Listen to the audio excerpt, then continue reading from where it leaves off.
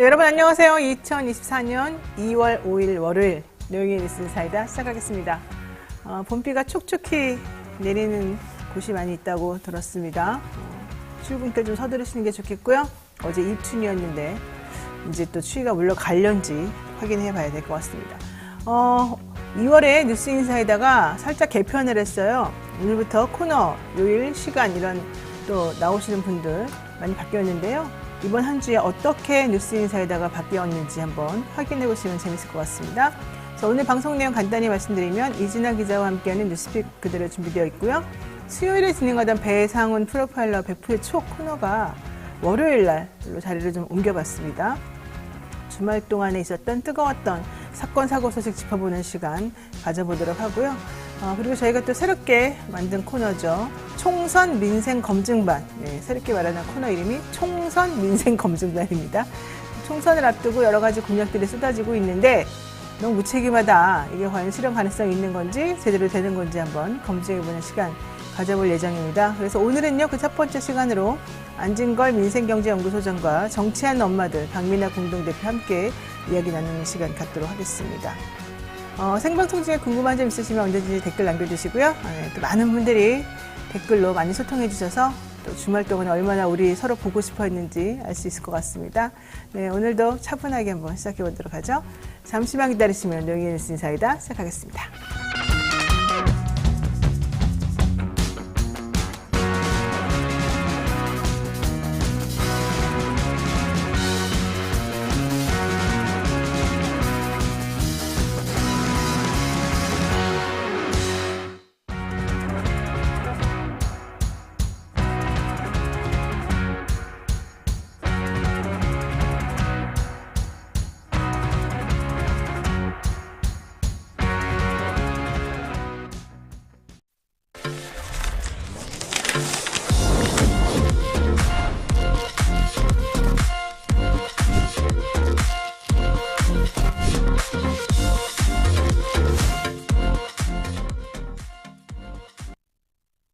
네, 바쁜 아침 이것만은 꼭 알아야 된다. 여러분들께 뉴스를 엄선해서 전해드리는 그런 시간입니다. 듣기만 해도 이해가 쏙쏙 되는 뉴스픽 시간이죠. 오늘 이진아 기자와 함께하겠습니다. 어서 오십시오. 네, 안녕하세요. 주말 동안에 별일 없었어요? 네, 별일은 없었습니다, 저는. 나는 별일 많았는데. 자, 첫 번째 이슈부터 보겠습니다. 주말 동안에 정치권 이슈가 있었었는데 여당에서 특히 사천 논란부터 김건희 여사를 파리에 계시는 우리 또 마리 앙뚜아네트 네.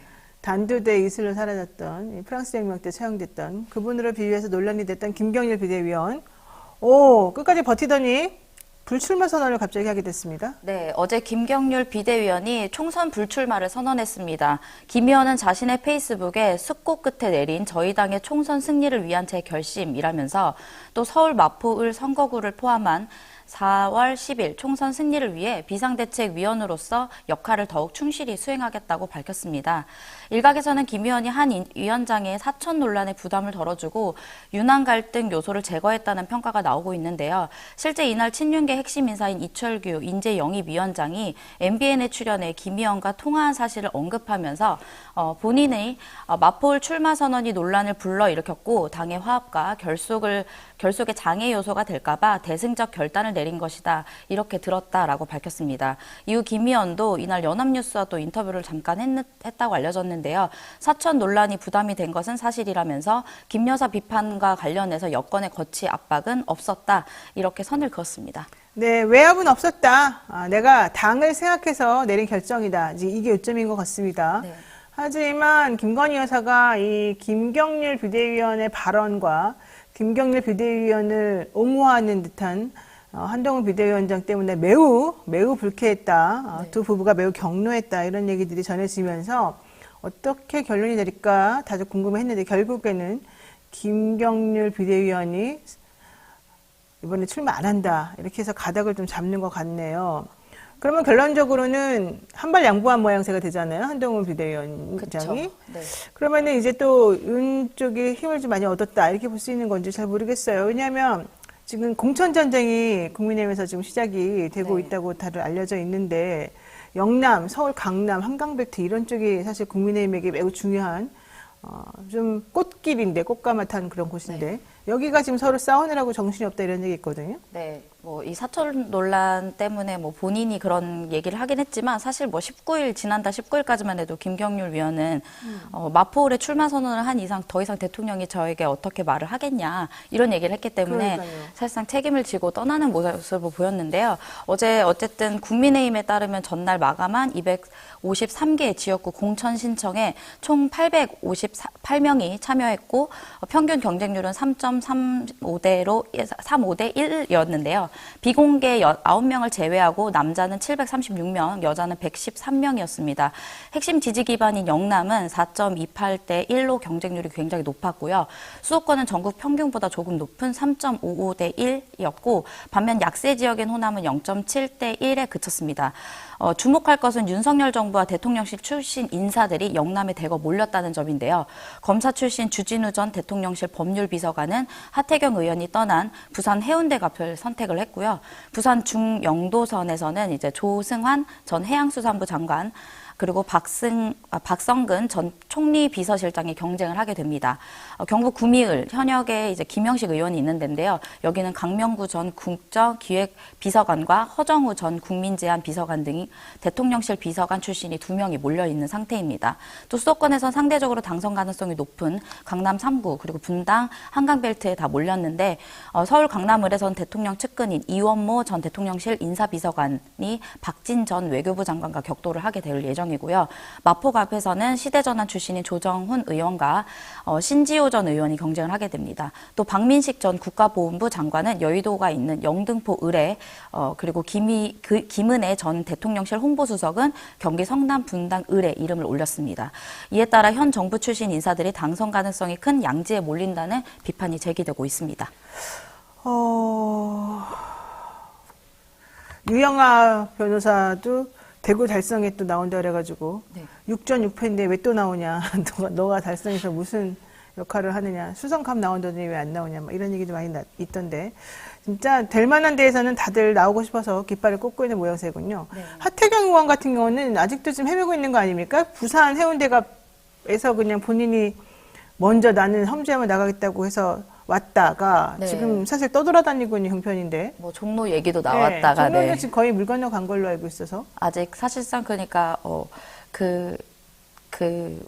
대통령의 힘을 실어주기 위해서 했던 그런 사태를 했던 자신의 지역구를 버렸던 사람들이 사실상 낙동강 오리알이 된 게 아니냐 이런 얘기도 나오고 있습니다. 그럴 수밖에 없는 게 그분들이 사실은 그곳을 떠나서 다른 곳으로 간 게 또 내부적으로 가능성이 없다고 생각했기 때문에 끝까지 수성을 못하고 나온 부분도 있어서 이게 되게 막전 막후에서 벌어지는 이런 공천 전쟁이 생각보다 치열하고 재밌습니다. 자, 현 정부 출신 인사들이 당선 가능성이 높은 양지에 몰렸다. 이렇게 되면 결국은 대통령이 얘네들을 무조건 당선시켜야 된다. 이렇게 얘기하는 거고 그러면 기존에 있는 국민의힘 의원들하고 서로 갈등이 야기될 수밖에 없는 거 아니겠어요? 네, 아무래도 또 공천 과정에서 현역 의원과 정부 출신 인사들의 경쟁이 격화할 것으로 보이는데요. 현역 의원이 대폭 물갈이 되고 현 정부 인사들이 그 자리를 다수 차지하게 되면 혁신보다는 윤심 아바타 공천으로 비춰질 수 있습니다. 그렇다고 한 위원장이 윤심 공천을 피하기 위해서 정부 인사를 솎아내면 이 역시 또 갈등을 불러일으킬 수밖에 없다라는 지적이 나오고 있습니다. 결국 2차 갈등은 일어날 수밖에 없다는 이야기가 지배적이고요. 그런 가운데 각자 친윤, 친한파로 분류하면서 당내 분열도 또 불가피할 것으로 보입니다.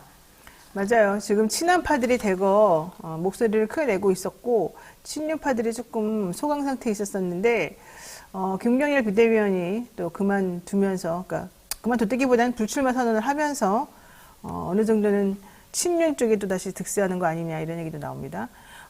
또 그런가 하면 민주당 탈당파들 얘기도 한번 해보겠습니다. 미래대연합하고 새로운 미래가 공동 창당을 했는데 여기도 또 찢어지고 갈라지고 막 그랬어요. 네, 어제 우여곡절 끝에 공동 창당을 했지만 이 과정에서 미래대연합의 이원욱, 조응천 의원이 흡수 통합이라고 반발하면서 창당 직전에 이탈을 했습니다. 야당 계열 제3지대 신당들인 중텐트 설치 과정부터 내부 분열로 허덕이고 있는 모양입니다.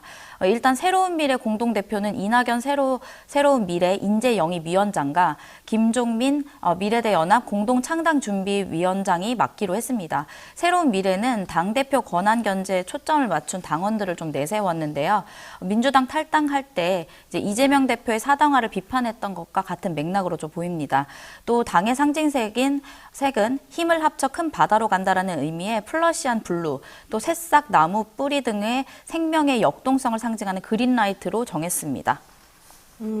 그리고 정강 정책은 김대중 정신을 계승해 국익과 실용에 중심을 둔 포용적 중도 개혁주의를 표방하고 또 노무현 정신의 민주 정치 계승을 위한 원칙도 정했습니다.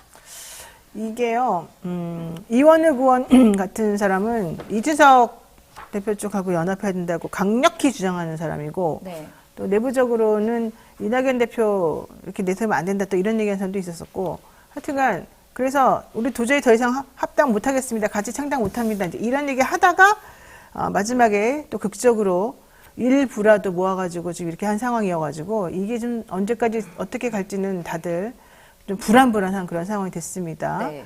여기에 대해서 지금 시작부터 삐걱거리니까 이원흑 조응천 의원이 성명서를 냈나요? 네, 입장문 냈나요? 네, 입장문을 냈습니다. 두 사람의 입장문에는 통합의 원칙은 수평적 통합, 열린 통합이며 새로운 미래와 통합 추진도 마찬가지다. 그러나 원칙은 지켜지지 않았다라면서 강령과 당원은 반드시 합의돼야 할 사항이지만 일방적 의결이 예상된다. 가치와 비전 중심의 통합을 주장해온 우리가 묻지마 통합을 위해 몸을 던지는 것은 이율배반적이라고 했습니다. 당명과 당원, 당규 결정 과정에서 이견이 두 사람의 이탈의 결정적인 이유라고 전해지고 있는데요. 두 사람의 관계자가 언론에 밝힌 내용에 따르면요. 기존의 새로운 미래 당원 당규가 그대로 반영됐던 게 그게 어떻게 흡수 통합이 아니냐 이렇게 말을 했습니다. 그러니까 이낙연 대표 측의 주장이 너무 강력히 반영이 네. 되고 본인들은 입지가 없다. 우리가 주장하는 내용 하나도 반영이 안 된다. 이게 이제 골자였고요. 실질적으로 새로운 미래 당원 당규라고 하는 게 결국 이낙연 대표가 만들어낸 그런 당에서 요구하는 거였는데 이런 식으로 가게 되면 우리가 왜 나왔냐, 우리 현역이다. 이제 이런 거 가지고 서로 싸웠던 것 같아요. 그리고 한 가지 더 좀 재밌었던 거는 이제 개혁신당 원래 비슷하게 이름으로 개혁미래당이라고 할 예정이었잖아요. 근데 왜 새로운 미래로 했냐 이러면서 뭐 댓글이나 이런 여론의 반응을 조금 살펴봤더니 이제 그 이준석 대표의 지적 때문에 꼬리를 내린 것이 아니냐 이러면서 이제 힘이 실려지지 않은 모습이 좀 나와서 좀 안타깝습니다. 네, 여의도에 갑자기 왜 개미가 나타나냐 이런 얘기 가지고 서로 싸우고 이랬던 걸로 제가 알고 있는데 재밌습니다. 네. 개미당, 난 괜찮은데. 얼마나 부지런하고 선량한 이미지고 좋습니까? 자, 이런 가운데, 이 민주당의 이재명 대표 좀 통합의 메시지를 내려고 하는 것 같습니다. 문재인 전 대통령 지난번에 만나려고 하다가 이제 그 테러를 당했었지 않습니까? 이번에 만났죠? 네. 총선 공천을 둘러싸고 민주당 내에서 친 이재명계와 비이재명계의 긴장이 높아지고 있어서 이를 통합하려는 메시지가 어제 두 사람의 만남에선 주가 됐었는데요. 이재명 민주당 대표는 이날 다른 최고위원들과 함께 경남 양산시 평산마을 문 전 대통령의 자택을 예방하고 1시간 30분가량 오찬 회동을 했습니다. 이 자리에서 이 대표는 민주당은 용광로처럼 분열과 갈등을 녹여내 단결하고 총선 승리를 위해 총력을 다하겠다. 이렇게 말을 했다고 박선준 민주당 대변인이 전했습니다. 또 문재인 전 대통령은 이 자리에서 우리가 명문정당 얘기하면서 다 같이 하나 된 힘으로 여기까지 왔는데 총선을 앞두고 친문과 친명이 나누는 프레임 자체가 안타깝다. 선거는 절박함과 간절함이 중요하다며 단합이 제일 중요하다고 강조했습니다. 여기서 말한 명문정당은 두 사람의 이름을 한 글자씩 따온 단어로 2022년 8월 당대표가 된 이재명 대표에 대해서 문 전 대표가 처음 예방한 자리에서 사용했던 이름입니다. 또 문 전 대통령은 당 지도부가 강성 지지층의 지나친 공격을 자제시켜야 한다는 당부와 함께 공천 혁신 차원에서 다선 의원들의 용퇴 결단이 필요하다는 의견도 전달한 것으로 전해졌습니다. 네, 이거 되게 중요한 것 같습니다. 민주당 입장에서는 지금 어차피 공천 하위 몇 명들 또 탈락한 사람들 이름이 거의 정해지고 있기 때문에 그리고 선거제 어떻게 하느냐에 따라서 또 내부 국회의원들의 반발도 이어질 수 있는 상황이었기 때문에 아무래도 분열의 가능성이 좀 높단 말이죠. 이 상황에서 이제 문재인 전 대통령하고 같이 명문정당, 이재명 그리고 문재인의 명문정당으로 거듭나면서 우리가 지금 절박하게 이 상황에서 가장 중요한 게 무엇인지 얘기해보자. 요런 생각으로 일단 좀 화합하고 통합시키려고 하는 그런 의지가 매우 중요할 것으로 지금 보이네요. 잘 될 수 있을지 한번 지켜보도록 하겠습니다. 네, 이진아 기자 수고 많으셨어요. 네, 감사합니다. 생방송 댓글 참여 계속해서 부탁드립니다. 저는 잠시 후 배프의 축으로 들어가겠습니다.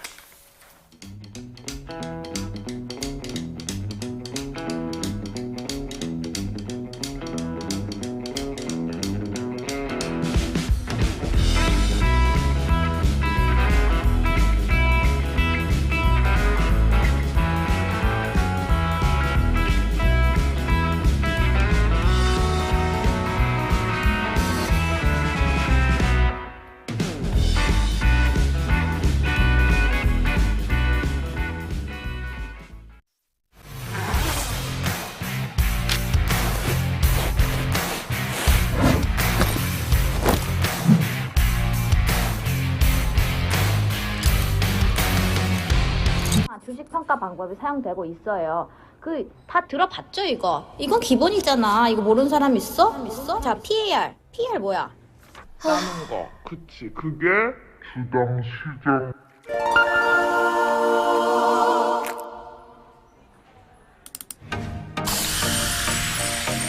걱정 마세요.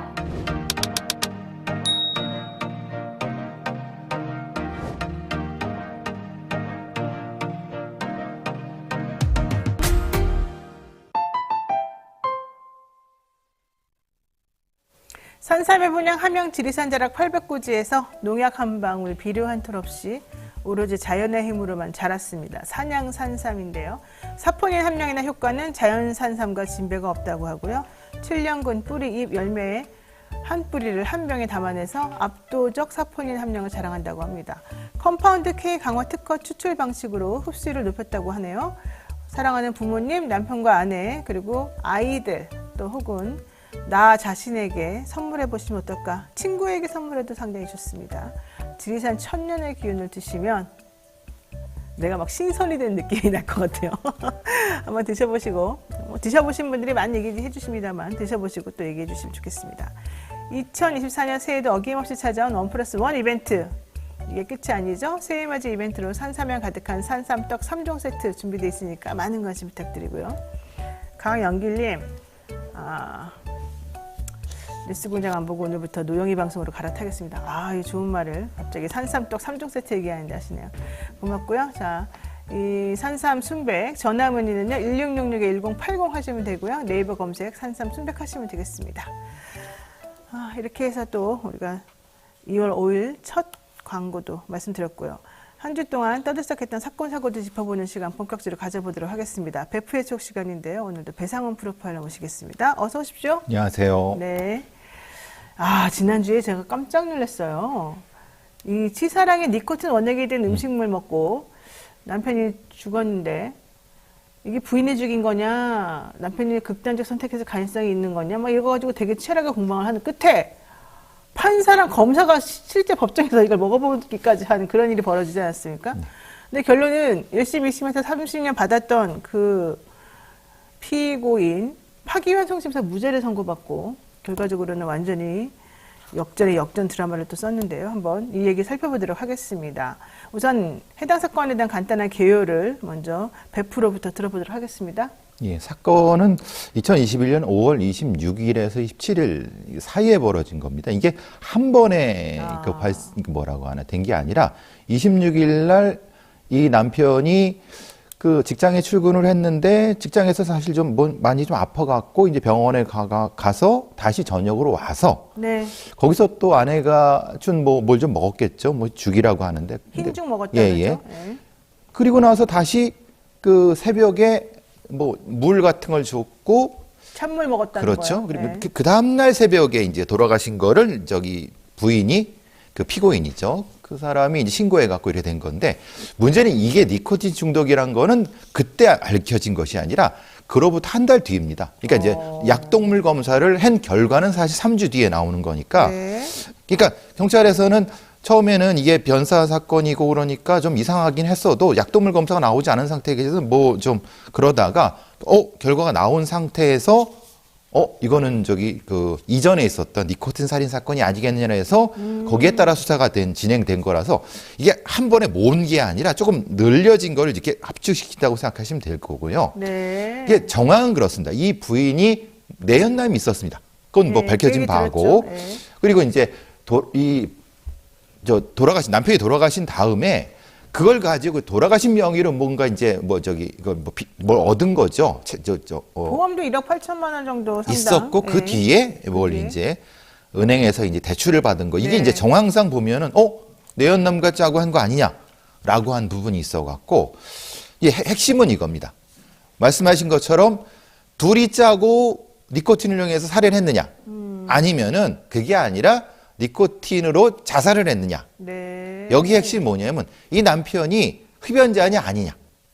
처음에는 여러 가지 언론도 그렇고 해서 담배 끊은 지 오래됐다고 했는데 재판 과정에서 밝혀진 거는 남편 흡연자가 아니라면서요. 아니에요. 뒤에 흡연자였다는 거야? 그러니까 그 아들이 또 다른 얘기하면서 그러니까 이게 일부만 알려져 갖고 그러니까 그러면 흡연을 했으면은 남아있을 수도 있지 않을까라고 하는 게 좀 바뀌게 된 그러니까 판사님들이 좀 다르게 생각하실 분들이 그 부분이 있었고요. 여기서의 문제는 이제 치사량이 얼마인가. 그리고 또 하나는 새벽 시간에 이 사람 그러니까 돌아가신 분 명의로 코인으로 투자를 했어요. 부인이? 그러니까 그러면 돌아가신 분이. 2시쯤에 그 기록이 나왔어요. 그러니까 사망 시간이 언젠데? 그러니까 말하죠. 그게 그거죠. 그러니까 찰문을 주었다고 하는 게 1시 정도라고 해요. 네. 근데 먹고 흡수돼 갖고 가장 이제 혈중 농도가 높을 때가 1시간 반 뒤인데 그때 어떻게 살아 있었다면 말이 되느냐? 네. 이 정황 때문에도 사실은 그래서 판사님 무죄가 나온 거다. 그러니까 이제 의문을 가서 다시 한번 재판을 해라. 그러니까 몇 가지 상황에서 분명히 이 아내분이 그러니까 이제 네. 피고인이죠. 그 니코틴 원액을 산 건 맞아요. 그런데 이거를 어떻게 왜 근데 또 판사님이나 검사님이 이걸 드셔보신 거냐면은 이거를 찬물에 타서 먹을 수 있느냐? 너무 냄새가 심해요. 그러니까 못 먹는다 못 그러더라고요. 먹는다는 그러면 뭐냐면 뭔가 약을 탔거나 아니면 뭔가 수면제를 먹였거나 아니면 술을 먹였거나. 근데 시체에서 그게 안 나왔어요. 혈중 농도도 안 나왔고 약물도 안 나왔어. 네. 그러면 이거를 어떻게 먹일 수 있냐? 이거 강제로 입을 벌린 것도 아니고. 그러니까 주사 바르는 약도 없고. 그러니까 결국은 혹시 자살한 거 아니냐? 이 논란 때문에 펼쳐보면은 이 판사님들의 판단이 갸우뚱하지만 그럴 수도 있겠다는 생각도 듭니다. 네. 어쨌든 이 논란 때문에 그러니까 의심나면 피고인의 이익으로 정확히 말하면 검찰이 명확하게 입증을 못했다. 기전을 입증 못했다가 정확한 표현입니다. 네, 그러니까 좀 정리를 해보면 2021년 5월 26일부터 27일 사이에 남편 A 씨에게 3차례에 걸쳐서 치사량 이상의 니코틴 원액이 든 음식을 먹였다는 겁니다. 그래서 남편이 급성 니코틴 중독으로 사망에 이르게 되었다는 게 이제 검찰의 처음 주장이죠. 발표였고, 이때 당시에 부인이 무엇을 먹였느냐? 미숫가루, 그리고 흰죽, 찬물을 먹도록 했는데 남편이 그 중간에 응급실도 갔다 왔었어요. 그러니까요. 예. 그러니까 부인이 응급실 갔다 온 다음에 또 뭘 먹였다 이런 것보다도 응급실까지 갔다 와서 처치까지 다 한 사람인데 어떻게 이 사람이 부인에 의해서 죽게 되겠느냐. 이것도 그렇죠. 좀 의심스러운 부분 중에 그렇죠. 하나였었죠. 근데 어쨌든 검찰의 기소 내용에 따르게 되면 남편이 미숫가루랑 흰죽을 먹은 다음에 속쓰림과 흉통을 호소했고 병원 응급실을 다녀온 다음에 부인이 준 찬물을 마시고 죽었다는 건데 찬물을 마시고 죽었다? 이것도 상당히 조금 그렇죠, 납득이 이상하죠. 안 가는 예. 부분이잖아요. 게다가 이제 아까 베프가 잠깐 말씀하신 것처럼 범행 동기가 무엇이냐 따져보게 되니까 돈이다. 이제 경제적으로 매우 힘들었다 이런 얘기가 있었고 특히 부인은 남편 몰래 이제 내연남하고 어떤 관계를 가지고 있었던 것으로 보이고 특히 남편의 사망보험금을 좀 탈취하려고 하는 편취하려고 하는 목적이 있었지 않냐 이거였어요. 근데 사망보험금이 생각보다 작았어요. 1억 8천만 원 맞아요. 정도밖에 예, 안 예, 돼서 그거 받으려고 둘이서 이렇게 짜가지고 하기엔 좀 무리스럽지 않냐 이런 얘기였었고요. 그러니까 아니다. 남편 부동산도 있었고 예금도 있었었고 여러 가지 자산들이 있었기 때문에 그걸 종합적으로 자기네 마음대로 하려고 했었던 거다. 이게 또 이제 검찰의 주장이었습니다만. 그래서 이제 그럼 도대체가 이 사람이 현실적으로 이렇게 과연 그 정도 동기 가지고 남편을 그렇게 죽일 수 있느냐? 죽이려면은 니코틴 원액을 편하게 먹을 수 있어야 된다. 본인이 모르게. 그렇죠. 근데 그래서 한번 해봤더니 도대체 역해서 먹을 수가 없었다는 거예요. 그렇죠. 검사도 먹어보고 판사도 먹어봤다는 거잖아요. 법정에서 먹어보니까 못 먹겠다는 변호사는 안 먹어봤네요. 변호사는 저기가 먹을 리가 없죠. 근데 여기서 핵심은 이게 네. 조금 한 거는 1심 30년, 2심 30년 나왔는데 1심 30년의 판결 내용과 2심 30년의 판결이 다릅니다. 네. 왜냐하면 지금 이제 검찰은 첫 번째 미숫가루와 흰죽을 먹인 것도 니코틴을 넣은 거라고 했는데 문제는 그거에 대한 입증이 없습니다. 왜냐하면 그 병원에서 이분이 살아 돌아오셨기 때문에 그걸 검사하진 않았어요. 그러니까 니코틴이 여기에 미숫가루나 흰죽을 넣었다 하더라도 이미 분황해됐고 살아오셨기 때문에 넣었다는 입증은 검찰이 해야 되는데 맥락상 흉통이나 속쓰림 때문에 그렇다고 하지만 판사들은 어떻게 봤냐면 아니 그거는 식중독으로도 가능하다. 봤기 때문에 1심은 두 가지다. 다 유죄라고 봤지만 그렇지만 2심은 앞에 거는 무죄, 찬물만. 물만 이렇게 된 거죠. 3심은 또 이렇게 된 거고. 그러니까 법원에서 판단한 거는 피해자의 반응, 그러니까 태도를 보니까 이건 니코틴 중독 현상이다. 흰죽을 먹은 다음에 이 사람이 구토하고 가슴 통증 같은 것들을 보였는데 이게 말해 전형적인 니코틴 중독 증상이었다 이렇게 인정을 한 거였는데 변호사들이 무슨 소리냐 응급실 갔다 와서 다 해결되지 않았냐 그럼 그때 당시 니코틴 반응이 나왔어야 되는 거 아니냐 이 얘기였죠. 없으니까 식중독일 수도 있다. 그렇죠. 그건 당신들이 입증 못한 건 당신 이렇게 돼갖고 이제 근데 문제가 니코틴 그 검사를 안 해보면 또 사실 알 수 없는 거 아니었어요? 그렇죠. 네. 알 수 없으니까 알 수 없는 건 피고인이 이기죠. 그러니까 사실은 그 검사가 처음에 이거 할 때 조금 검사인지 수사관 경찰인지 초동 수사할 때 조금 더 치밀하게 했었어야 되는 거 아니에요? 좀 들긴 그렇죠. 해요. 아무래도 빨리 가갖고. 예. 근데 문제는 이게 한 달 뒤니까 그때 병원에서 그걸 찾기가 어렵겠죠. 어렵죠. 예, 사실은 예, 처음부터 뭐 니코틴 중독이라고 하는 게 뭐 일반적인 것도 아니고 그렇죠. 그걸 의심해가지고 미리미리 야 얘는 모든 가능성이 있어 이러면서 다 해볼 수가 없는 그렇게는 거니까. 어렵죠, 사실은. 예, 그래서 현실적으로 증거 찾기가 쉽지는 않습니다. 근데 더더군다나 남편이 또 극단적 선택을 하려는 생각이 있었던 것으로 보이는 정황도 많이 나왔죠. 그렇죠. 그러니까 스스로 그냥 먹었을 가능성도 있다 이렇게 본 것 같아요. 그렇게 본 거로 이제 판사니까 그런 가능성이 있는 한, 어느 정도 있는 한 네. 이걸 유죄를 주기는 어렵다라고 그렇죠. 하는 거고 특히 이제 뒤집어지게 된 건 아까 말씀드린 것처럼 흡연자 비흡연자에서 갈려버렸어요. 네. 예. 처음에는 부인은 흡연자고 남편은 비흡연자라는 것 때문에 예, 그렇죠. 와이프가 했을 거라고 많이 강력하게 얘기를 했었는데 이제 좀 전에 말씀하신 것처럼 재판 하다 보니까 아니라는 얘기가 계속 나와가지고 그렇죠, 나오고. 예. 그러니까 이렇게 됐습니다. 남편이 끊었다가 다시 폈을 수도 있는 거죠. 그렇죠. 근데 그 가능성을 이제 검찰에선 예. 사실은 좀 놓친 걸 수도 있는 거죠. 예. 사실 그런 얘기를 안 했죠. 검찰 처음에 얘기할 그렇죠, 때는. 사실은. 예. 예, 그러니까 그 변호인은 사실은 열심히 찾은 거죠, 사실. 변호사가 변호인. 잘했군요. 예, 그렇죠. 근데 참 이게 예. 이 니코틴 원액을 이용해서 죽는 게 인터넷으로 이걸 막 구입하기가 쉬운가 봐요. 그러니까 해외 직구는 거의 제한이 없습니다. 어. 그러니까 지금 뭐 아시다시피 여러 가지 면에서 이게 원액이라고 하는 것 자체를 이게 뭐 금지할 어떤 법 조항이 없어요. 그래요. 그러니까 이제 이거를 법적으로 조금 차단을 해야 된다라는 얘기가 나오긴 나오지만은 실제 현실적으로는 이거를 아니 흡연자들이 이걸 피는데 이걸 어떻게 입증할 것이냐 이걸 원액을 갖다 하는데 그러니까 이 사실은 좀 한계점이 있다라고 하는 거죠.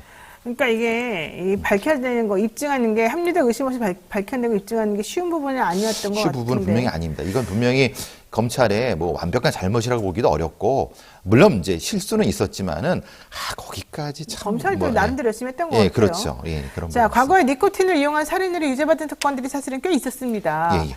그 이번에 무죄받은 사건하고 좀 차이가 있는 것으로 보이는데 예, 예.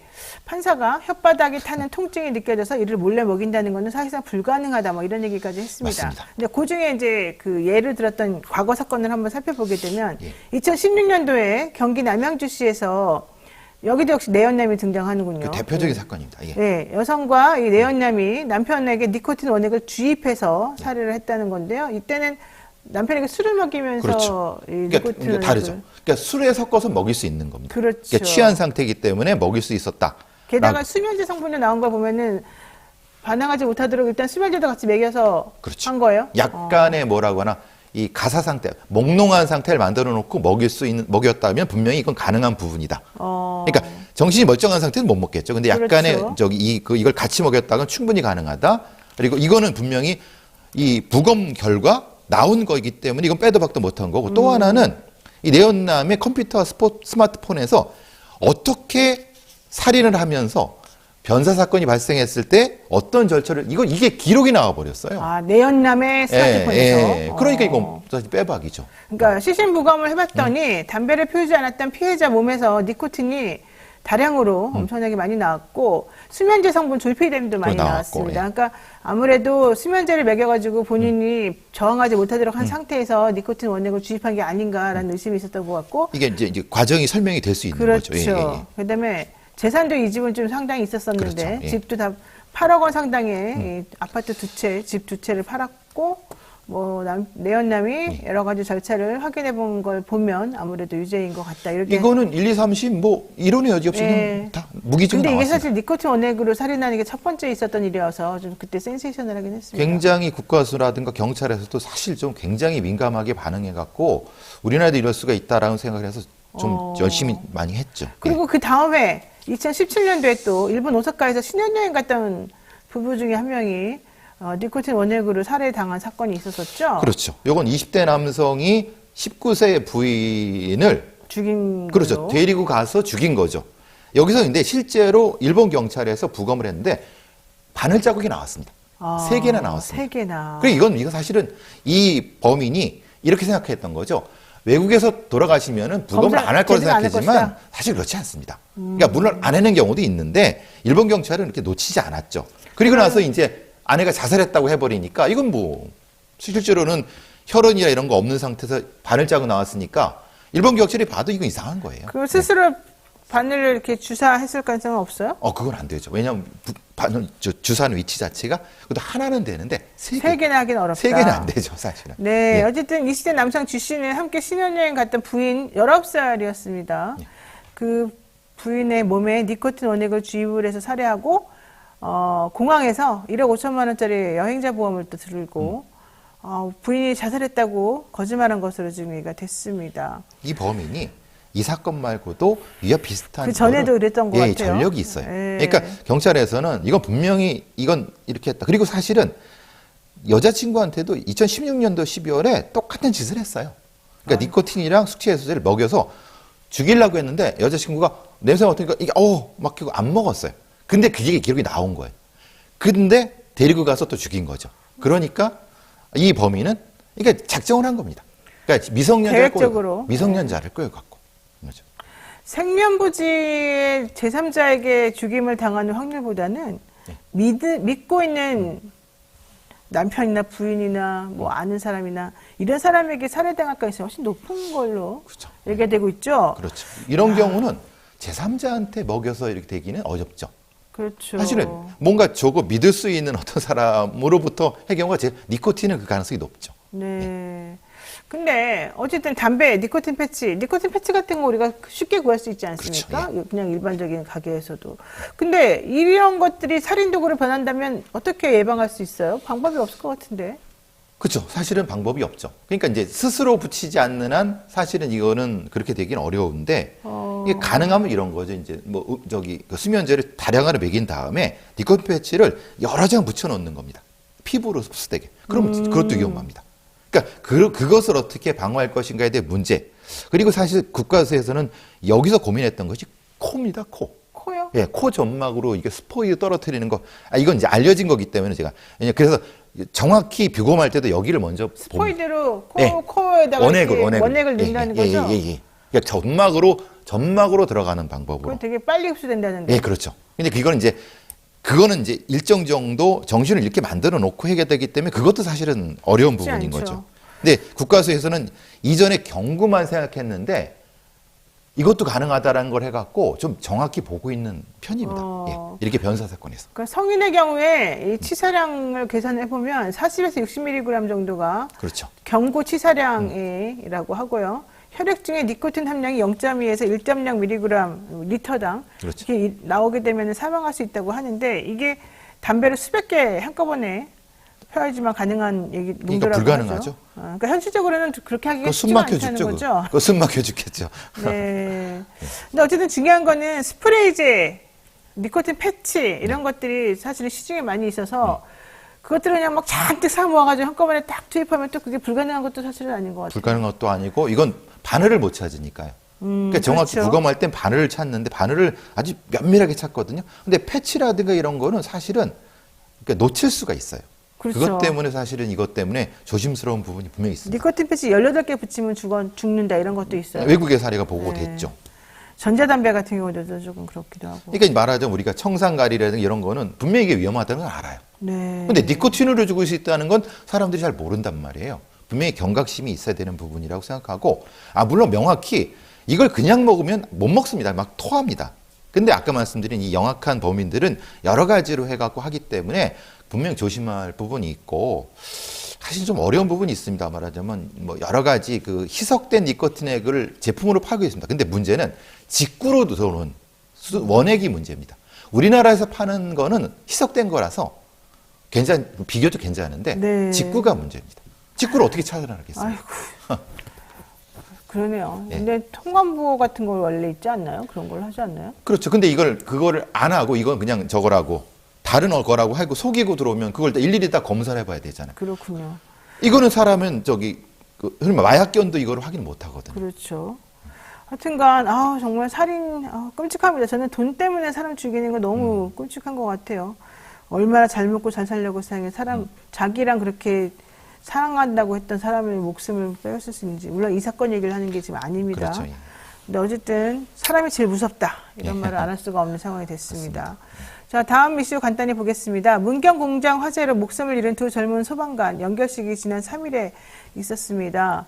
유가족과 동료 대원 그리고 시민들까지 이 소방관들의 마지막 가는 길을 배웅을 했는데요. 이분들은 나는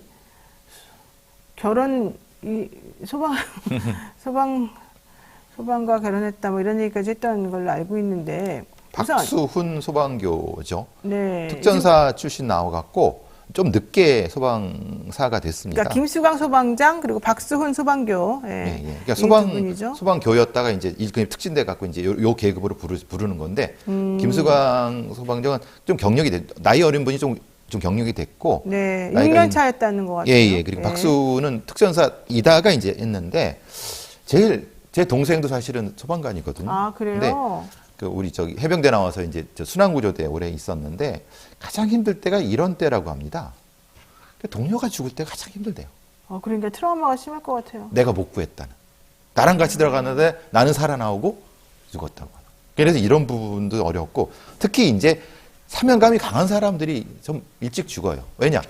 한 사람이 더 구해야 되는데. 그러니까 이게 못 나오는 거예요. 그렇죠. 나오라고 해야 하거든요. 무전은 분명히 나오라고 합니다. 뭐 빨리 나오라고. 근데 무너질 것 같은 나오라고 했는데 나오라고 했을 겁니다. 근데 이게 저기서 소리가 들리는데 그걸 안 갈 수도 없게 소방관은 그렇게 훈련이 돼 있으니까 너무 안타깝죠.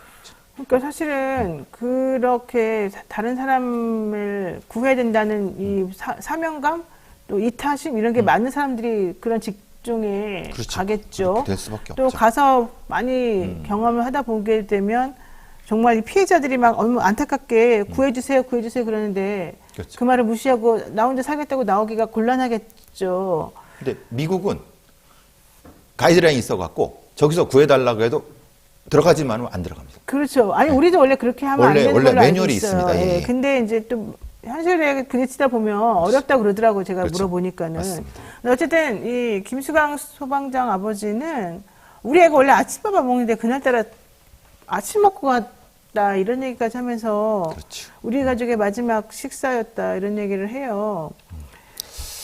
제일 안타깝습니다. 사실 아까 제 동생 얘기도 했지만은 네. 좀 이런 얘기를 잘 안 하는데 네. 이런 일이 벌어지면 가끔씩 얘기를 하죠. 좀 아픈 그러니까요. 얘기들을 하죠. 특히 이제 박수원 소방교 같은 경우는 사실은 좀 늦은 나이에 소방관이 돼갖고 사실 좀 너무 안타깝습니다. 결혼도 그러니까요. 소방과 결혼했다고 말하고 다니면서 되게 자부심이 많이 있었던 것으로 알려져 있는데 그리고 뒤늦게 찾은 천부적 직업이다. 내 천생 이 직업이 너무 나에게는 딱 맞다. 이러면서 행복했다고 그러던데. 글쎄 말이에요. 자, 어쨌든 화재 현장에 대한 합동 감식이 있었습니다. 내부 CCTV를 확인해 봤더니 처음 불이 붙었던 곳이 3층 작업장의 튀김기였다 이런 얘기가 있더라고요. 이게 이제 어떻게 된 구조가 어떻게 되냐면 샌드위치 패널의 철골 구조이기 때문에 열에 취약한데요. 1층하고 2층이 붙은 필로티입니다. 그러니까 사실은 3층이지만 사실은 2층입니다. 이게 여기가 저기 돈가스 만드는 데거든요. 네. 이게 여기에 이제 이게 원래 허가가 어떻게 나는지 모르겠는데 여기에 그 3,200리터의 식용유가 있었어요. 3,200, 3톤이 넘는.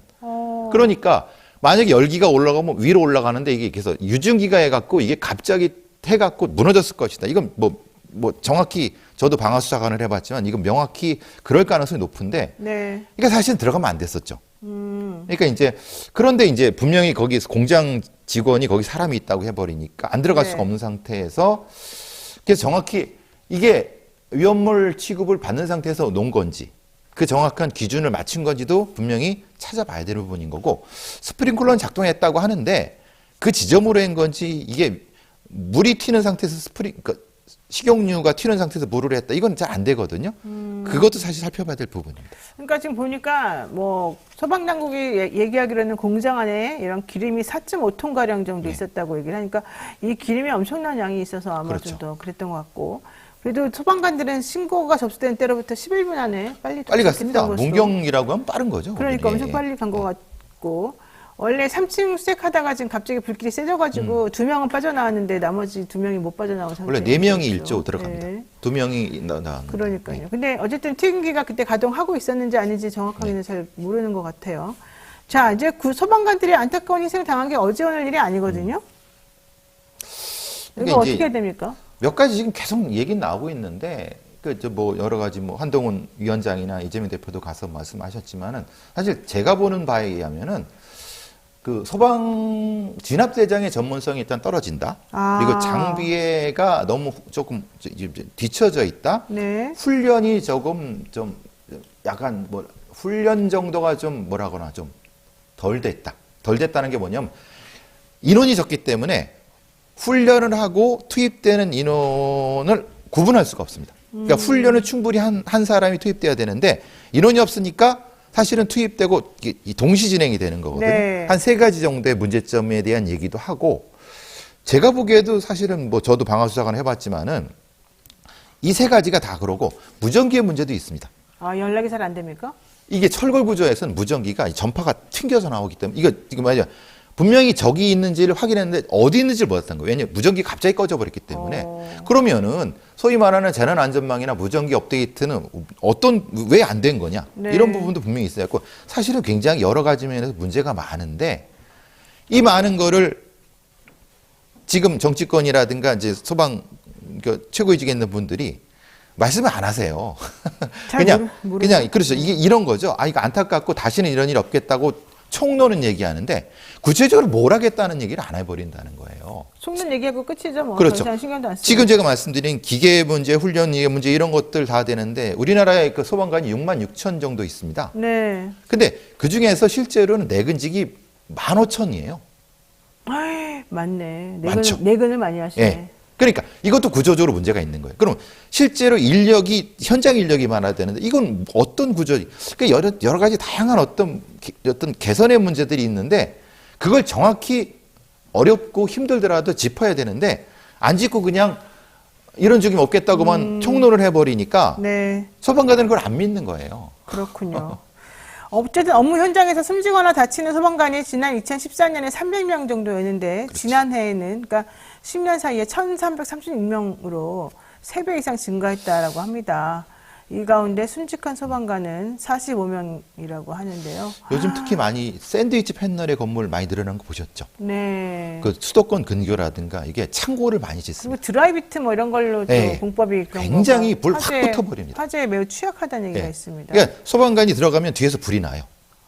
그러니까 들어가기 전엔 불이 안 났는데 이게 안으로 파고드니까 그러니까 더더욱 이게 구조적인 소방법의 변경이랑 이게 건축법의 변경도 필요한데 네. 이게 다 돈 들어가는 일 아닙니까? 아이고, 참. 아무리 그래도 세상에 사람 목숨이 가장 중요한데 그렇지. 이 제일 중요한 일을 하시는 분들을 살리는데 예. 예방에도 모자랄 겁니다. 이거를 돈 없다고 쓸데없는 데 쓰지 말고 이런 데 정말 투입해서라도 예, 예. 살려야 될 것 같은데 좀 정치권에서 이런 거 신경 써줬으면 좋겠습니다. 예, 예. 지금까지 배상훈 프로파일러와 함께 얘기 나눴습니다. 고맙습니다. 감사합니다. 네, 잠시 기다리시면 또 안진걸 민생경제연구소장과 또 박미나 정치하는 엄마 공동대표 모시고 이야기 나눠보도록 하겠습니다.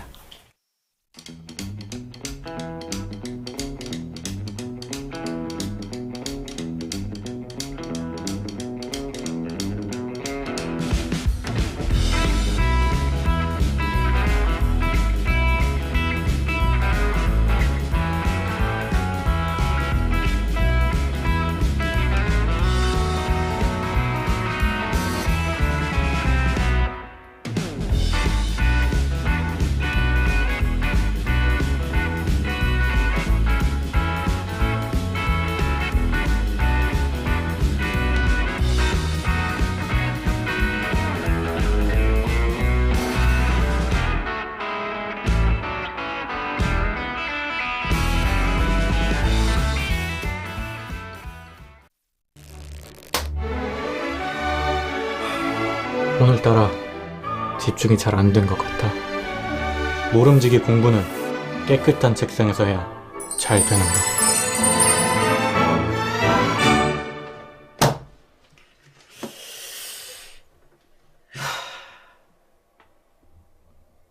피곤한데 내일 할.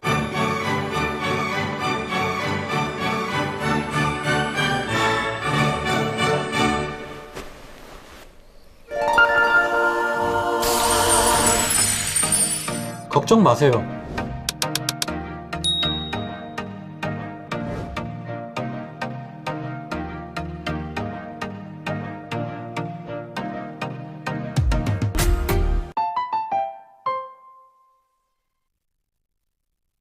네, 요즘 장바구니 물가 너무 비싸가지고 걱정입니다. 이렇게 말씀하시는 분들이 많으세요. 예.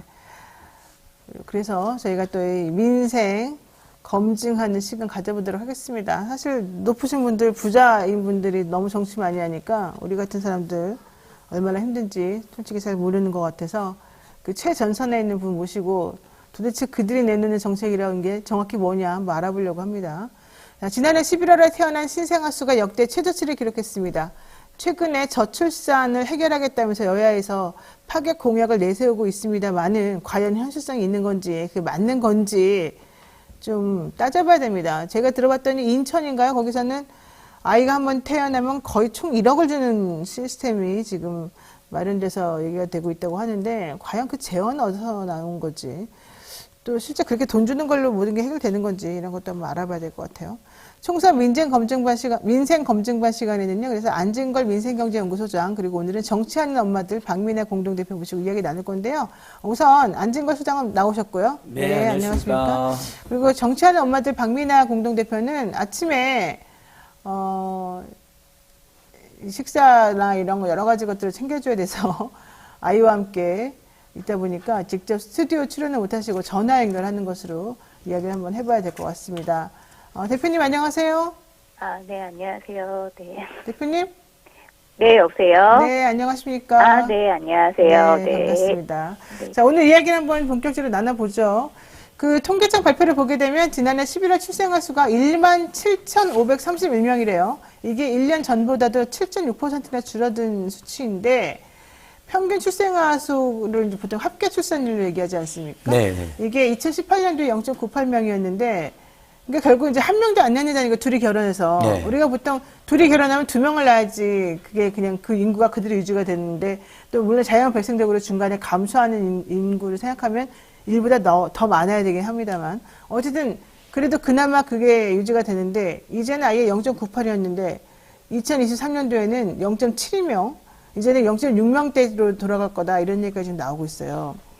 그래서 이 상황에 대해서 한번 두 분하고 얘기도 나눠보고 이 민생이 도대체 어떻게 돌아가고 있는지 얘기하려고 이 자리 마련했습니다. 우선 2030 청년들에게 도대체 왜 결혼 안 하고 왜 아기를 안 낳는지 물어봤습니다. 준비된 영상부터 한번 보고 얘기하죠.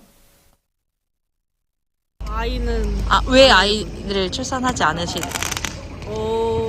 정책도 솔직히 조금 좋은 게 없고, 애를 낳는다고 해서 제 몸이 더 망가진다고밖에 생각이 안 들어. 직장 내에서 솔직히 대기업 아니고서 중소기업이나 다른 데를 생각했을 때 대우를 받는다고 생각을 못 해가지고 또 그렇고 애를 낳아가지고 이득이 있나? 라는 생각이 제일 많은 것 같아요. 일단 주거 지원이랑 그리고 이제 결혼으로 인해서 이제 급여를 받을 수 없으니까 그거에 대한 비용 같은 게 문제가 될 수 있으니까 그런 보장 제도를 조금 더 특정 가구뿐만 아니라 전체적으로 좀 누릴 수 있는 혜택을 마련했으면 좋겠다. 뭐 이번에 새로 나온 대출, 이 신생아 대출 이런 거는 아는데 잘 모르겠어요. 아니요, 저는 안 낳고 싶어요. 왜 안 낳고 싶으세요? 일단은 퇴근 보장이 안 되고 그리고 그렇게 했을 때 육아를 부모가 할 수 있는 환경이 안 되니까 아이를 낳아도 되는 건가? 라는 생각이 좀 들더라고요. 그래서 일단은 부모가 부모 역할을 할 수 있는 그런 제도나 이런 게 전혀 마련되어 있지 않은데 아이를 낳는 거는 욕심이지 않나 약간 생각이 들어서 아이를 낳고 싶다는 생각이 안 들더라고요. 만약에 지원 제도가 잘 돼 있다면 아이를 낳고 키울 생각까지 네, 그쵸. 아무래도 뭐 좀 일찍 퇴근하고 아이랑 놀 수 있는 환경이 마련되고 이러면 좀 생각해 볼 것 같아요. 저는 약간 저는 결혼하고 아기를 낳고 싶은데 저희 이제 직원분들이 보통 이제 퇴근을 해도 육출을 한다고 많이 하세요. 근데 육출을 하면은 사실 이제 일찍 퇴근을 시켜주는데 사실 업무는 쌓이고 있기 때문에 언젠가 그걸 채워야 되는 그런 압박이 있기 때문에 그런 출퇴근 유연제뿐만 아니라 업무 양도 좀 줄여주는 제도가 있으면 좋겠습니다. 네, 여러분이 잘 아는 우리 이진아 기자가 지금 실질적으로 저분들 모시고 인터뷰하고 그랬습니다. 중간에 목소리 들으셨죠? 이 기자 목소리. 본인도 결혼 안 해놓고 남애한테 물어보고 있네요. 자, 지금 얘기 들어보게 되면 결과적으로는 환경이 안 된다. 사실 내가 나와가지고 자식을 키운다는 게 쉽지도 않을 뿐더러 이 인프라가 구성이 안 돼 있고 내가 일찍 퇴근해봤자 결국 육아 출근하러 가는 건데 육출이라고 보통 그러죠. 육아 출근하러 가는 건데 그러면서 또 이런 일들이 쌓이고 도대체 할 수가 없다. 이제 이런 취지인 것 같습니다. 어떻게 보십니까? 우리 박민아 대표님. 이 인터뷰 어떻게 보셨어요? 네. 너무 인터뷰 내용을 들으면서 되게 씁쓸하다라는 생각이 들었고 저렇게 청년들도 아는 정책들? 그러니까 뭘 해줘야지 아이를 낳을 결심을 하는지 저렇게 2030년 청년들도 아는데 실제로 정치하는 분들은 지금 정책 내놓는 분들은 지금 그걸 모르고 있는 것 같은 그런 생각이 너무 들었어요. 그렇죠. 네. 사실은 저도 아기를 키우고 사회생활하는 사람이고 우리 박 대표님도 그런 분들인데 이 여성들이 겪는 이 육아와 출산의 고통이 얼마나 힘든지를 모릅니다. 이 정치하시는 분들이. 그래서 그 부분을 꼭 제가 좀 지적하고 싶었고요. 우리 안진걸 소장은 좀 알 것 같긴 한데 어땠습니까? 인터뷰 보시니까. 네. 너무 마음 아프고 기성세대로서 막중한 또 책임감과 죄송함이 같이 느껴집니다. 저도 아이가 하나 있는데 그런 생각이 들더라고요. 당시에 만약 교육비, 양육비 부담을 덜 느꼈다면 아이를 하나 더 낳으려고 했거든요.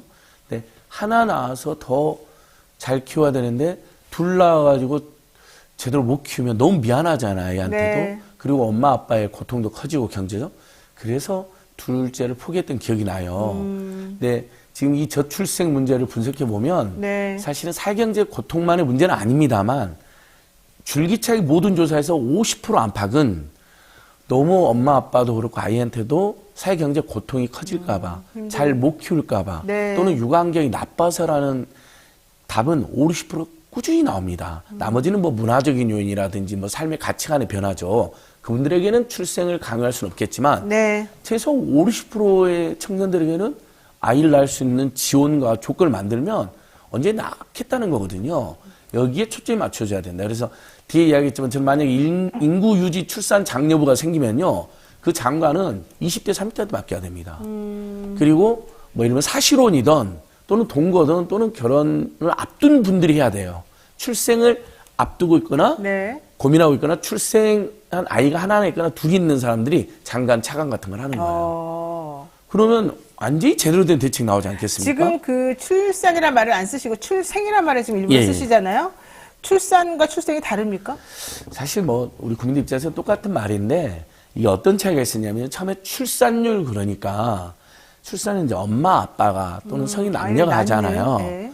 그래서 일부 보수 언론에서는 애기 안 낳는 엄마가 문제다라고 사설을 쓰고 그랬어요. 한때. 네. 그건 너무 무책임한 거죠. 도저히 낳기 어려운 조건과 환경, 그다음에 정말 아이를 낳으면 정말 예쁘게 사랑스럽게 잘 키우고 싶은데 도저히 그럴 자신이 없어갖고 어쩔 수 없이 못 낳는 건데, 그래서 그게 아니라 아이가 태어날 수 없는 조건이다 지금. 네. 그리고 엄마 아빠의 책임을 묻는 게 아니라 또 여성의 책임을 묻는 게 아니라 사회경제적 조건이나 여러 가지 문화적 문제를 짚자. 그래서 출산율이라는 말도 쓰지만 네. 출생률 또는 출생이 지금 저출생으로 가고 있다. 이렇게 제가 언어를 바꿨는데, 그러니까 요즘은 많이 보편화된 것 같아요. 여성한테 원인을 전가하지 말아라. 이 얘기죠. 핵심은. 맞습니다. 젊은 여성은 전혀 문제가 없습니다. 네. 아이를 정말 낳고 싶어도 못 낳는 환경이 문제인데, 조건이 문제인데. 네, 조영용님께서 대한민국 이러다가 100년 후쯤에 멸종되는 거 아닌지 걱정입니다. 이런 얘기 하셨습니다. 사실 그렇습니다. 근데 요즘 청년들 부모 세대처럼 희생하는 세대가 아니에요. KT 이사님 말씀하셨는데, 또 잘못된 판결 가지고 있는 분이 있어요. 살살님, 여자들 몸 망가질까봐 아이 안 낳는 듯 이런 말도 안 되는 소리를 하십니까 여기서? 자, 어쨌든 제가 또 너무 직설적으로 아니, 잘 지적하셨습니다. 네. 전혀 그런 문제는 아니죠. 네, 그런 거 아닙니다. 자, 박민아 대표님께 여쭤볼게요. 현재 정부에서 내놓는 정책들이 여러 가지가 있는데 솔직히 와닿지도 않고 그래봤자 아무도 안 낳는다. 이게 요즘 사람들의 인식이거든요. 제가 들어도 현실적이지 않은 부분들이 되게 많은 것 같고, 도대체 이분들 무슨 생각으로 이런 걸 정책이라고 내놓나 이런 생각할 때도 많아요. 특히 뭐 육아휴직 이런 거 얘기하다 보면은 현실을 모르네 이런 소리들을 많이 하던데, OECD 중에서 우리 출산율에 육아휴직 사용하는 비율이 또 제일 꼴찌라는 거 아니에요? 실제 지금 나와 있는 정책 중에 어떤 게 도움이 되고 어떤 거는 좀 부족하고 뭐 이런 걸 아실 것 같은데 한번 좀 정리를 해주실까요? 사실 뭐 현재 나와 있는 정책 중에는 현금성 정책이 제일 많은 것 같아요. 현금성 정책? 네, 이제 뭐 나오면 돈 줄게 이런 거. 그러니까 부모급여 같은 경우에도 지금 뭐 70만 원에서 현재 이제 100만 원으로 인상이 됐고, 그리고 아동수당 같은 경우에도 만 8세 미만까지 이제 10만 원씩 지원이 되고 있거든요. 네. 그리고 뭐 아이를 출산을 했을 때 이제 첫 만남 이용권이라고, 첫째는 200만 원, 둘째는 300만 원 이렇게 바우처 형태로 지급이 되고 있어요. 근데 뭐 그쵸, 안 주는 것보다야 안 주는 것보다야 좋다라고 생각이 들긴 하지만, 사실 말씀하신 것처럼 이걸 와닿지도 않고 별로 그런데 뭐 어느 정도 그래도 출산을 계획을 하고 있거나 결혼을 계획을 하고 있거나 그런 출산과 결혼이 예정인 사람들에게는 그래도 어느 정도 경제적으로는 도움이 될 만한 정책이라고는 생각이 되지만, 결국에는 우리가 둘이 만나 둘을 낳아야 일이 되는 건데, 하나 낳고 또 아이를 가져야지 둘째를 낳아야겠다라는 생각까지는 못 가는 거죠. 네. 이런 정책들이.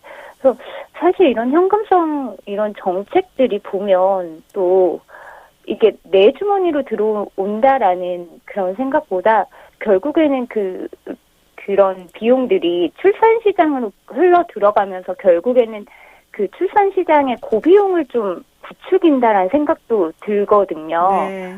실제로 서울시에서 이제 산후조리원 바우처 형태로 이제 산모에게 100만 원씩 지급이 됐는데, 사실 산후조리원 비용이 그 바우처 지급 전보다 수십만 원에서 100만 원까지 오르는 현상이 일어나고 있거든요. 네.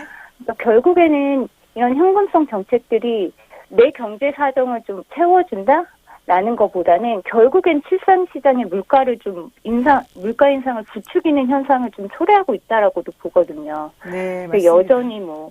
여전히 이런 거 해주시는 거, 너 안 해주는 거보다 좋지만, 여전히 아이 키우기 너무 힘들다. 네, 이런 생각이 듭니다. 사실 얼마 전에 외국 사람들이 2명이 그 영상도 하나 내놓고 한 명은 내가 산후조리원 가봤더니 한국에 왜 애 안 낳는지 알겠더라. 이런 내용의 기사도 쓴 게 있었어요.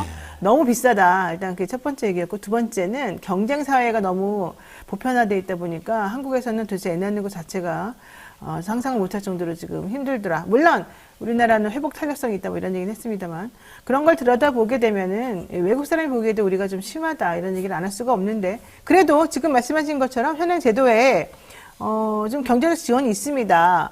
부모급여 지원액이 0세에는 월 70만 원, 그다음에 1살 된 아기에게는 월 35만 원, 출산 직후에 또 200만 원 지급하고 그다음에 둘째 이상 낳게 되면은 뭐 300만 원 이런 식으로 또 지급한다고 그러고요. 그러니까 부부의 자녀, 그러니까 경제적인 월 소득 7천만 원 이하인 경우에는 또 좀 혜택이 좀 더 있고, 네, 뭐 아동장려금이라는 게 그렇죠. 있습니다. 이런 게 있다는 것 같아요.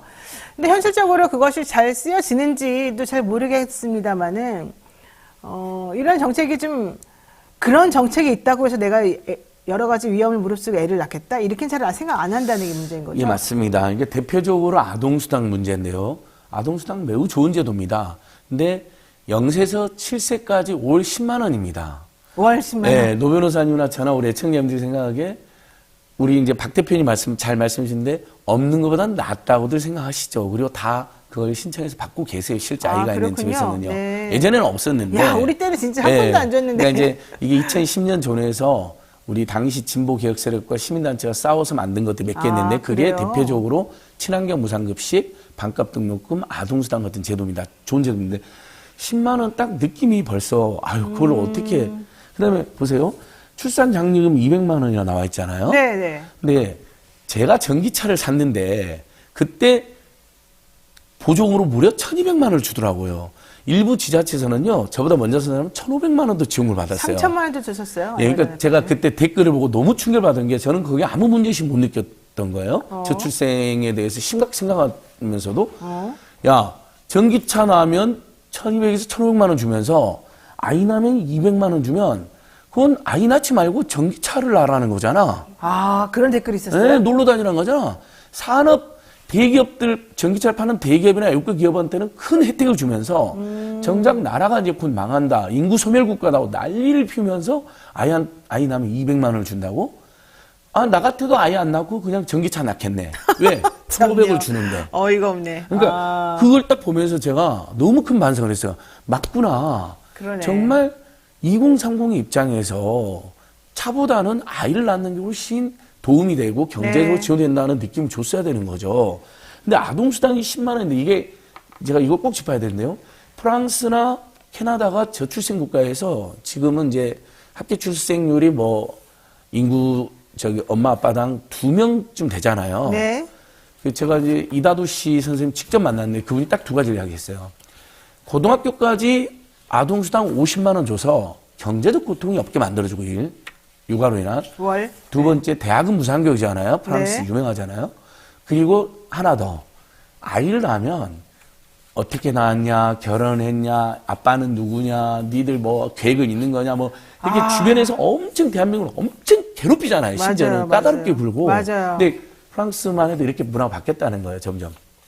아주 일단 태어나면 무조건 축복해주고 응원해주고 그 다음에 뭐 물어볼 게 있을 수는 있겠죠. 부모가 안 물어볼 수는 없겠지만 그것을 최소화하는 문화로 바뀌었다는 거예요. 그러니까 문화적으로 알겠습니다. 출생이 매우 축복받고 자유롭고 또 그거로 인해서 어떤 차별이나 지적 같은 걸 받는 문화가 거의 없어지고 네.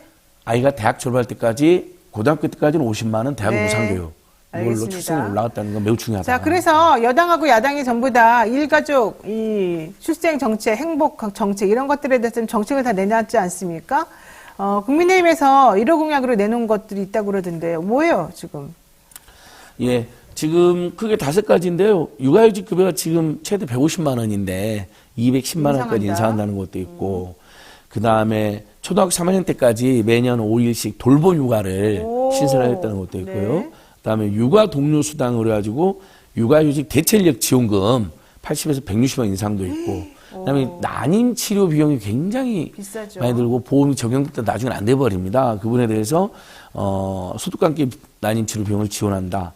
그다음에 새학기 도약 바우처라 그래서요. 제가 이제 아동수당은 매달 50만 원씩 인상해서 주셨는데 여기는 매달은 아니고 그 초등학교 때 고등학교 때 학기당 50만 원입니다. 없는 것보다 나은데 네. 저는 좋습니다. 이 대책도 평가할 만한데 예전에 자유한국당 김성태 원내대표가 국회에서 유명한 연설을 했습니다. 뭐라고요? 만 20세 되기 전까지 1억을 주자.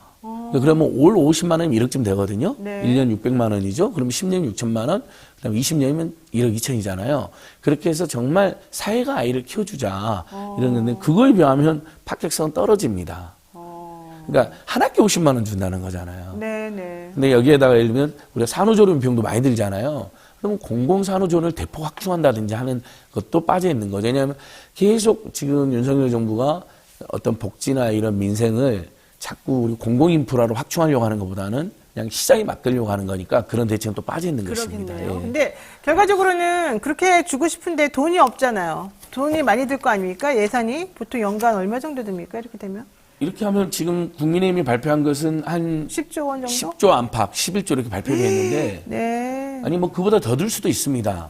근데 문제는 국민의힘이 지금 이 발표는 모순이 빠져 있는 거예요. 작년에 너무나 많은 대기업과 부자 감세를 해가지고 60조의 세수 결손이 그러니까 발생했잖아요. 돈이 없는데. 예, 올해는 더 발생할 수도 있거든요. 왜냐면 지금 윤석열 대통령이 전국 돌아다니면서 부자들 세금, 뭐 대기업 세금 똑 깎아주겠다, 다 없애겠다 막 이러고 있고 그러면 당연히 그걸 벌충하기 위해서 서민 중산층 증세가 은밀하게 이루어질 수도 있는 거거든요. 그건 네. 그것대로 짚고 이 대책이 좋지만 돈이 없지 않냐라는 지적을 받고 있는 겁니다. 왜? 너무 많이 세수 결손이 발생하니까. 그럼 지속 가능하지 못하잖아요. 그렇죠. 그 문제를 짚지 않을 수가 없는 것이죠. 네. 저기 박민아 대표님, 민주당에서도 이런 종류의 정책을 지금 내놓고 있는 걸로 알고 있는데 혹시 여기에 대해서 어떤 생각 갖고 계세요? 어떤 정책인지 아세요?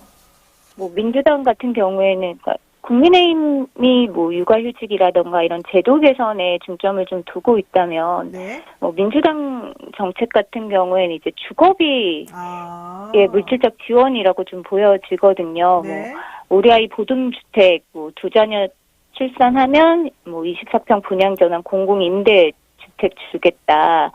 3자녀 출산할 때 33평 분양 전환 공공임대 주택 주겠다. 뭐 이런 정책들을 좀 하고, 그리고 뭐 무이자 1억 원 대출 지원해서 이제 첫째 출생하면 무이자 지원하고 둘째 출산하면 무이자의 원금 50% 감면, 또 셋째까지 출산을 하게 되면 전액 감면해 주겠다 1억 원을. 뭐 이런 정책들을 이제 내놓고 있는데요. 사실 제가 봤을 때 뭐 특히 이제 저는 서울에서 살고 있으니까 서울에서 살다 보면 가장 큰 부분을 차지하는 것이 주거비인 것은 맞고, 사실 우리가 한 가정을 꾸리기 위해서 주거의 안정성이 또 굉장히 중요하기도 하죠. 그래서 이 정책 자체가 뭐 결혼을 지금 예정하고 있거나 출산을 예정하고 있는 사람들에게는 좀 굉장히 달콤한 정책이지 않을까, 가장 달콤한 정책이라고 사실은 보여지거든요, 청년 세대들에게. 하지만 제가 좀 우려하고 있는 것은 아까 전에 이제 안진걸 소장님께서도 말씀하시고 하셨지만, 저는 이제 출산을 결심하고 아이와 함께 살아가다 보니 사실은 지금 미래 세대에게도 우리가 되게 빚을 많이 안겨주고 있다라고 생각을 하거든요. 근데 국힘에서 내놓은 정책보다 훨씬 더 많은 예산이 투여돼야 될 것 같은 느낌이 딱 봐도 드는데, 안 그래도 초고령 사회의 빚더미를 지금 미래 세대에게 지어주고 있는데 거기에 더 큰 빚을 좀 지어주게 되는 게 아닌가. 내 1억 원이 우리 아이에게, 나는 무이자로 대출받지만 이게 그대로 아이에게 또 전가되는 이런 사회가 되지 않을까라는 생각이 좀 들거든요. 그래서 저는 이게 굉장히 달콤하지만 1억 원가, 그리고 뭐 삶을 바꾸겠다라고 하면 바꿀까라는 생각도 좀 들어요. 뭐 굉장히 긍정적인 생각이 들지만 결국에는 자꾸 이런 물질적 지원, 뭐 경제적 지원, 뭐 안 주는 것보다 좋지만 결국에는 저는 개개인의 삶이 윤택해져야 결혼과 출산을 좀 결심하게 되는 것이 아닌가. 네. 그러니까 국민의힘에서는 이제 아이를 직접 낳고 기르는 데 들어가는 비용을 조금 어떻게 보전해 줄 것인가에 초점을 맞춘 정책이 나온 것이고, 그래서 지난번에 한동훈 비대위원장이 띵동 뭐 택배 눌러가지고 하는 그것 나왔던 거죠. 민주당에서는 헝가리 출산 정책을 우리나라에 맞춰가지고 좀 도입한 걸로 보여서 특히 주거 관련된 것하고 대출을 지원해주는 방식으로 이걸 좀 문제를 해결해 보고자 하는 것 같습니다. 우리 아이 보듬주택 2자녀 출산하면 24평형, 이건 이제 당연히 임대주택입니다만은 분양 전환 공공임대 주겠다. 또 세자녀 출산하는 경우는 33평짜리를 또 이렇게 주겠다. 그 다음에 주거 지원 대상을 확대하겠다. 그 다음에 1억 정도 대출을 지원해주되, 아이를 3명 낳으면은 아예 나중에 원금까지 다 탕감해주겠다. 뭐 이런 등등인 것 같은데, 현실적으로 지금 좀 전에 지적했듯이 이게 결과적으로는 다 재원의 문제란 말이에요. 안 소장님. 네. 민주당에서는 재원 마련을 어떻게 하겠다고 지금 얘기를 하고 있습니까? 일단은 그 대책까지는 정확히 나오지는 않았습니다. 근데 이제 재원 얘기는 안 나왔다. 대략 뭐 25조에 30조 정도 들 것으로 추정이 되는데요. 예. 네. 근데 이게 그동안 그런 얘기 많이 들어보셨죠? 매년 뭐 저출생 예산으로 뭐 몇백 조를 썼다 합쳐서 2022년도 저출생 대년에서는 51조 7천억을 쓴 거로 추정이 되어 있거든요. 아, 예. 그래요? 그러니까 그렇게 막 각기 분산되어 있고 또 효과가 검증되지 않은 것들을 마구 써가지고 50조 안팎을 쓰느니 지금 2030에 물어보면 다시 한 번 말하지만 하나는 문화적 요인으로 출생을 안 하지만 사회경제적 조건 주거 문제 같은 것을 출산을 못하는, 하고 싶으면 못하는 게 50% 안팎 꾸준히 나옵니다. 그렇죠. 그래서 실제 출생률을 조사해보면요. 너무 놀라운 게 정규직하고 비정규직 출생률이 다르고요. 공무원하고 비공무원이 출생률이 다릅니다. 공무원 출생률이 높죠. 부자와 서민의 출생률이 뻔히 두 명, 한 명 이렇게 되는 거. 거의 2배 차이가 나거든요. 그렇다면 민주당의 정책은 돈이 설령 좀 많이 든다 하더라도 최소한 아동수당 인상과 함께 그래, 내가 정말 아이 키우려면 최소한 쾌적한 공공임대 주택이 있거나 아니면 내 집이 있어야 되는데 그렇죠. 그 문제에 대한 해결책은 되겠습니다. 다만 이제 매년 25조에 30조가 든다면 그 부분에 대해서는 우리가 이제 지금처럼 윤석열 정부처럼 무조건 감세해주고 특히 부자 대기업에게 감세해주는 게 아니라 뭐 횡재세든 미국 부자들이 요즘에 세금 더 내겠다고 캠페인하더라고요. 그렇죠. 사유를 위해서. 네. 그렇게 해서 일정의 사회적 책임을 좀 더 실력, 이제 그 재력 있는 분들이 조금 더 사회적 책임 호소해서 증세를 해서 그걸로 재원을 마련하는 대책까지 이제 패키지로 더 나와야 된다고 봅니다. 네. 그러니까 지금 말씀하신 것처럼 여든 야든 지금 내놓는 정책에 돈이 많이 드는 건 확실한데, 지금 아이를 낳게 하기 위해서 국가에서 사용했다는 돈들을 여기저기 흩어져 있는 것들을 오히려 합치게 되면 이번에 나오는 그런 정책 제안 같은 것들을 위해서 필요한 재원은 마련될 수도 있다. 그리고 우리나라가 한 해에 예산이 600조가 넘는다고 하더라고요. 여기에서 뭐 한 10%도 안 되는 금액으로 내지는 한 0.5 정도 되는 금액으로 오히려 그냥 이쪽에다 집중해가지고 이런 식으로 돈을 투자해주게 되면은 좀 더 낳았는데 아이들 출생하는데 좀 더 도움이 되지 않겠냐 이제 이런 얘기인 것 같습니다. 지금 시간이 얼마 안 남았는데 그냥 두 분이서 30초씩만 간단하게 전체적으로 조금 이 정책들에 대해서 아쉬운 점을 한마디씩 해주시고 좀 정리하겠습니다. 우선 박 대표님. 네, 저는 뭐 기존 현행 정책들도 그렇고 지금 국민의힘이나 민주당에서 내놓는 정책들도 그렇고 너무 이제 출산에만 포커스를 맞춰져 있다라고 생각을 하거든요. 근데 이게 저출생 정책이 뭐 따로 뚝 떨어져 있는 것이 아니라 정말 살만한 세상을 만들면은 저출생이 극복이 될 수 있다라고 보거든요. 그러니까 얼마 줄게 낳고 나서는 그 아이를 돌보지 않는 사회인 거예요. 결국에는. 그러니까 출생하고 나서 이 아이를 잘 돌볼 수 있도록 이게 통합적인 정책이 이루어져야 되는데 통합적인 정책이 아닌 거죠. 계속 그냥 낳으면 100만 원 줄게, 낳으면 뭐 1억 줄게 이런 식으로 가서는 저출생을 극복할 수 없다라고 생각을 하고 충분히 내 아이를 돌봄을 할 수 있는 여건, 노동시간 단축, 그리고 사회 안전망, 내 아이가 어디서든 안전할 수 있구나라고 믿게 되는 거. 그 내 아이가 언제 어디서 아파도 내 그 의료 시스템이 있는 거. 뭐 이런 것들이 결국엔 모두 통합적으로 이루어져야 된다라는 거죠. 그게 저출생 정책이고, 그게 인구 소멸을 막는 것이라 생각합니다. 네, 알겠습니다. 안 소장님 말을 못 듣겠습니다. 예. 여야가 지금 비슷한 정책 내놨거든요. 합쳐가지고 더 거기다 플러스 알파해서 내놓으면 됩니다. 알겠습니다. 네, 지금까지 안진걸 소장 그리고 박민아 대표와 함께 얘기 나눠봤습니다. 고맙습니다. 감사합니다. 감사합니다. 네, 많이 잘 들으셨죠? 우리 사회가 이렇게 어렵습니다. 그렇지만 힘을 합치면 분명히 해결 방법이 나올 것 같고요. 여기저기 새는 돈들 다 합치게 되면 저는 오히려 하나의 정책으로 좀 더 품어볼 수 있지 않을까 생각이 드네요. 자, 그런 의미에서 믿을 수 있다 더 착한 보험 말씀드리고 싶습니다. 건강보험, 차량보험 더 저렴하게 만나보실 수 있는 전문보험 클리닉 업체이고요. 오로지 뭐 건강보험, 차량보험만 얘기되는 게 아니라 우리들이 생활하면서 들어가는 여러 가지 필요에 의한 보험들도 같이 한번 얘기 나눠볼 수 있는 그런 회사입니다. 친척이나 지인에게 묻지마 보험 가입하신 분들 보험료가 적당한지 필요한 보장이 제대로 들어있는지 궁금할 때 점검 한번 받아보시기 바라고요. 꼭 필요한 경우에 여러분들의 생활 상황이 어떻게 되는지 질문하시고 전체적인 컨설팅 받아보시면 오히려 또 더 낫다고 얘기를 합니다. 예약만 하시면 전국 어디서든지 무료로 방문 상담이 가능하니까 주저하지 말고 예약하시고요. 대표전화 1644-1236, 대표전화 1644-1236 여기를 꼭 전화 한번 해보시고요. 010-7611-3303으로 연락하시면 상담 24시간 언제든지 가능합니다. 영신이 분들 많은 관심 부탁드리겠습니다.